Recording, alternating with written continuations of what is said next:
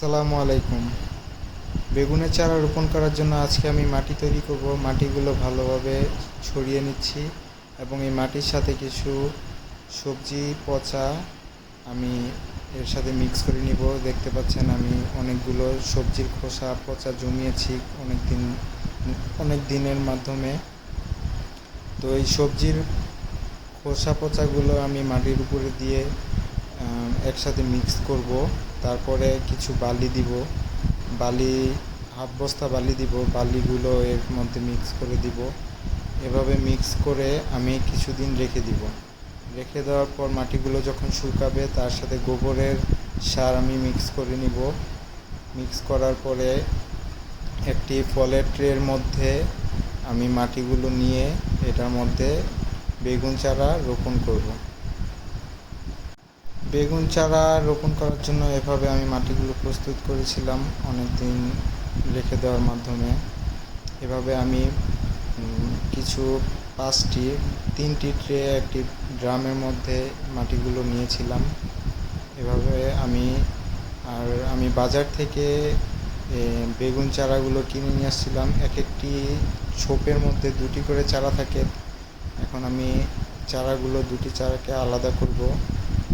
আলাদা করে আমি মাটির মধ্যে চারাগুলো রোপণ করব। আসলে বেগুনের চারাগুলো আশা করি ভালো হবে আমি মনে করি, কারণ বেগুনের চারা সহজে হতে চায় না। আমি এর আগেও কিছু বেগুনের চারা রোপণ করেছি আমার ফার্মে। তো এখন দেখি ছাদের উপরে কীরকম হয়। আমি ইনশাল্লাহ আমার ফার্মের বেগুন চারাগুলোকে আপনাদেরকে দেখাবো। বেগুন চারাগুলো লাঠি দিয়ে বেঁধে দিচ্ছি যেন হেলে না পড়ে।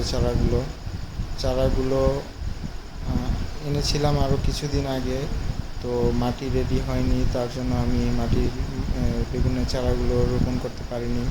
এভাবে আমি 3টি ট্রে রেডি করেছি এবং একটি বালতি রেডি করেছি, আপনারা দেখতে পারবেন।